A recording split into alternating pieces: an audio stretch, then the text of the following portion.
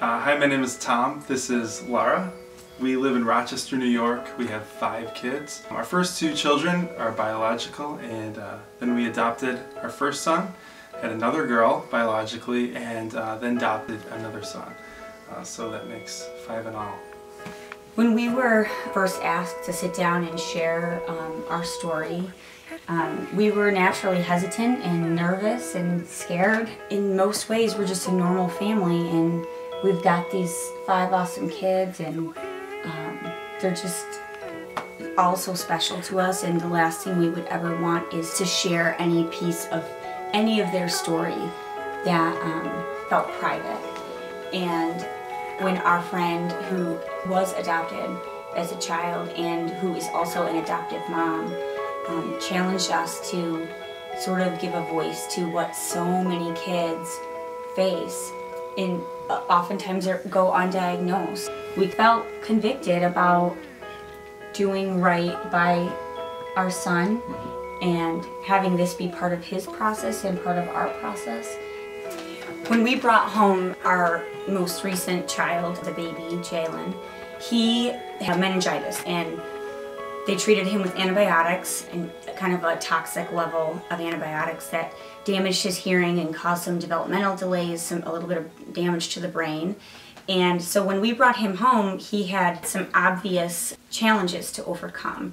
And after taking him to the best specialists and doing different therapies and trying every strategy and a lot of just love and prayer and time and effort with him, he's remarkable, and he is responding to a lot of sound, and he has the hearing aids that help as a tool, but he can see and he can run and he can talk, and he's doing incredibly well.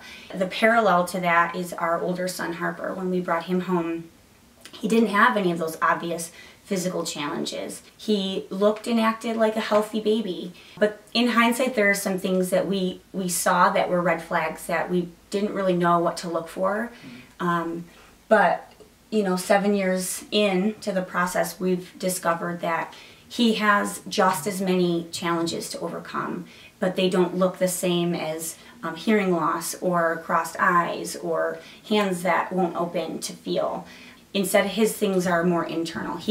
Technically he can see and he can hear and he can feel, but internally and emotionally, the way he hears and the way he sees things and the way he feels things are very different, because there was a break in his attachment with his birth mom, and that is something that all adoptees face to some degree or another. But with Harper in particular, we're working towards this diagnosis of reactive attachment disorder, and with that comes a lot of challenges and a lot of challenging behavior. And it's been manageable for the last 7 years, but it has escalated recently to the point where our family is really in crisis, and we need, just the same way that Jay needed to overcome those challenges with therapies and specialists and different treatments and a lot of love and prayer and time and effort. We're at a place where Harper needs all those same things in order to overcome his challenges. With a lot of kids struggling with reactive attachment disorder, what's difficult is from the outside of our family, what you'll hear is, this is the most charming, sweetest, most polite gentleman that I've ever encountered. That is how he shows himself outside of the family, and that makes it very difficult, I think, to identify, and also it makes it difficult sometimes even to have that support that we need, because the thought could be, it just doesn't, this can't be that big of an issue, or maybe you're just blowing something out of proportion. It can be like night and day. What people see outside looks very different from what goes on inside our home.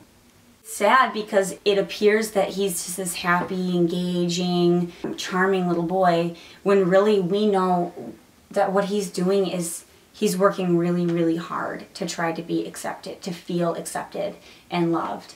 And then in our home, when no one's looking, he will he rejects the actual love and acceptance that we offer. And it's very isolating because it doesn't make sense. It's hard to reconcile this image that is portrayed versus how he behaves at home. It's almost like he doesn't believe he deserves good things. Right, he'll sabotage important days or events. Another side of it is like these physical outbursts. He'll be very aggressive and violent, I guess is the word to use. There's a lot of punching, there's a lot of yelling and screaming and saying the most hurtful thing he can think of. He will get really aggressive. His goal is to protect himself, and the thing that he's afraid of is my love as a mom. And it's not necessarily because it's me, it's because I represent like attaching. In the way, one of the resources that we've been reading, Nancy Thomas wrote a book. She explains that like the attachment process is like crossing a frozen lake. And we know that for him to get from this side of the lake to the other side, and here we are over here, our happy family, trying to tell him to cross this lake. Well, the last time he crossed a lake to attach to a mom, he fell through the ice. And he has this sort of sense memory that says, crossing the lake, that'll kill you. And so at all costs, you stay over here. And yeah, you want to be over there, and this looks good and warm and loving, but really, this might be safe, but the act of attaching, the act of crossing that lake can kill you, because last time it almost did. And so he believes that the act of attaching to us or to me will put his life in danger. And so we're coming into a season that him staying over here, that's really the danger. Mm-hmm.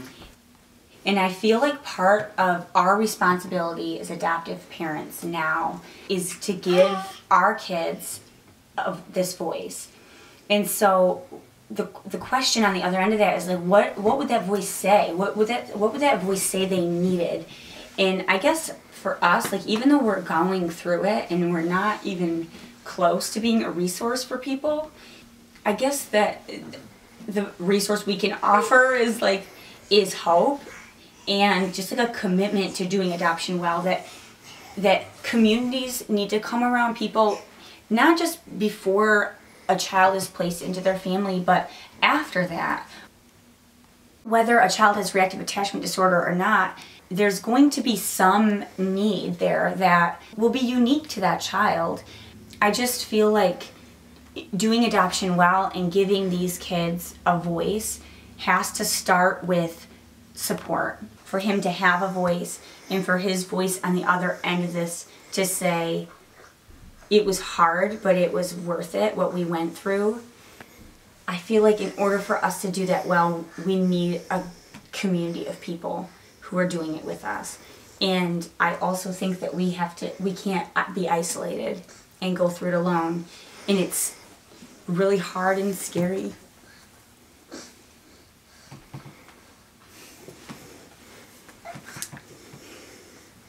To open up about it. Because he's amazing. He's really, truly remarkable. And we love him to pieces. And it's scary to talk about the hard stuff because he's my kid and I don't want anyone to think anything other than wonderful things about him. But the reality is we've got to drag him across this lake, and we know he won't go through. And we know that we're fighting for his life. But he thinks he's fighting for his life too, and so he's going to pull out all the stops. But this next period of time where we're working on him healing this attachment issue, it's going to be exhausting and draining and costly, and it's going to be really hard. And what's the point in doing all that by ourselves? We're just going to burn out, and it's going to be really hard. And I feel like if we go through that alone, it doesn't help anybody. These kids are not given a voice. If we're hushed as a family, then ultimately that takes away his opportunity to have a voice. And so we need to speak up for him so that he can get the help he needs. And hopefully that inspires other families not to feel that shame and to be brave enough to kind of come out and share different struggles that families are facing.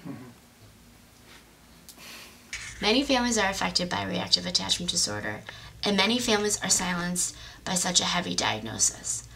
Our hope is to raise awareness about this issue and to encourage dialogue about the sometimes heartbreaking side of adoption. The Capuanos have Harper going weekly to a top-rated therapeutic center that has a 95% success rate for children with reactive attachment disorder. Our desire is to partner with the Capuanos in prayer, encouragement, and to help carry the heavy financial burden of the long healing process ahead.